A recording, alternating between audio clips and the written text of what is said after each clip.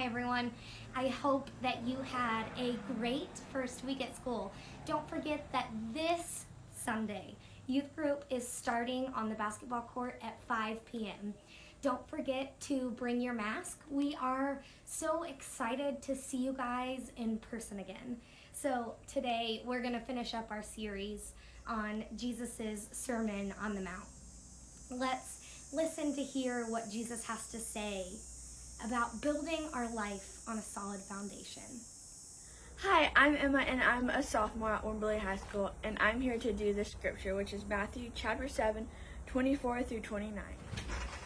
Therefore, everyone who hears these words of mine and puts them into practice is like a wise man who built his house on the rock. The rain came down, the streams rose, and the winds blew and beat against the house.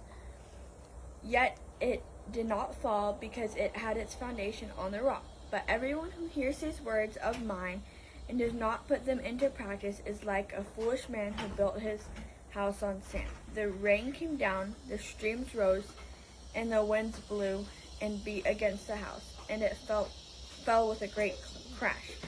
When Jesus had finished saying these things, the crowds were amazed at his teaching, because he taught as one who had authority and not as the teachers of the law. Thank you. Have an awesome day. Now, I don't know much about building things or even how sturdy a foundation needs to be for something to be built on it and actually stand tall. So I figured I would bring in an expert. All the way from Lubbock, Texas, my dad. He's a structural engineer, so he knows all the smart stuff about how to build a solid foundation for a building. So I'm going to let him tell you about it. As a structural engineer, I am asked to design buildings to make them stand up from wind loads or earthquakes, and from just the weight of the material that make the building components, so that they don't fall down on top of our heads.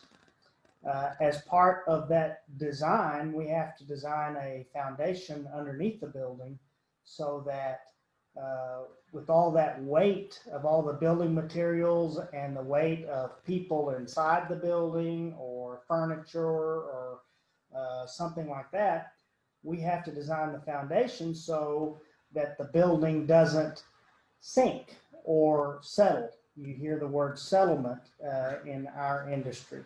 And so you have to design a strong, firm foundation so that the building doesn't excessively settle down into the ground or settle more on one side of the building than on the other, because then the material in the building will crack and break, and things like that. So that is the importance of designing a solid foundation underneath a structure, so that it will stand up when the wind blows.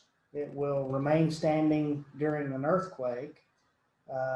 It will stand up when there's a lot of snow on the roof, or things like that, and not excessively settle down into the ground, that could cause cracks in the building.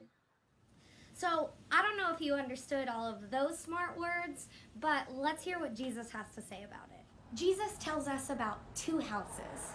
Both houses are similar in construction, and both houses must withstand storms. But each house has a different material upon which its foundation is laid, and each house has a different outcome. One house is built by a wise man who builds this house upon a rock. The other is built by a foolish man who builds this house upon the sand, and it collapses. Both houses appear similar to each other. Nothing that Jesus says suggests any difference in the way they look on the outside. So the immediate context of that verse would suggest that on the outside, they look very similar. Now, this reminds me of some of Jesus's earlier points in his message, where he makes a distinction between the self-righteousness of the Pharisees and the true righteousness of those who humbly follow God. Most of the distinctions that Jesus talks about haven't been things that would be outwardly noticeable at first glance. Remember murder and anger? How can you outwardly see that someone has refrained from anger or refrained from being angry at somebody? What outward difference is there on a person who limits themselves to just revenge and those who seek no revenge? How can you determine at a glance what someone treasures in their heart? While there may be some outward indicators of what's in a person's heart, they're not always easily visible. Jesus says here that 2 men built houses. One was wise, the other foolish, but you couldn't tell them apart by their outward structure. You could tell the difference when the storms came, because it's at that point that the foundation was tested. Now this is the second similarity. Both houses would have to endure the elements and be tested by the storms. Storms will come. There's no stopping them. Sometimes storms come with warning, and at other times they come suddenly without warning. But storms will come. And when the storm does come, it will test what is hidden from view. One house stands while the other collapses. Now, I would assume the builder of the second house didn't expect his house to fall into ruin. No one builds with the expectation that the structure will fall.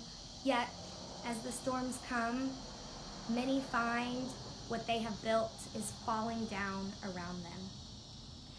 The difference between the wise and the foolish man is what they would do in response to words we have spent the last month studying. The result of the wise man's response is a strong house that withstands the storms of life. This is the response of entering the narrow gate and walking the narrow path and finding life. The result of the foolish man's response is a house that falls with a great fall. It's the response of entering the broad gate, walking the wide road that concludes in destruction. The rock the wise man builds upon is true righteousness, found in Jesus Christ alone. The sand the foolish man builds upon is self-righteousness. I don't know what storms you will find yourself in, but the storms will come. They always do. And when they do, I pray you have built your life on a solid foundation of Jesus Christ. For when the rain came, the streams rose, and the winds blew and beat against that house, it did not fall, because it had its foundation on the rock.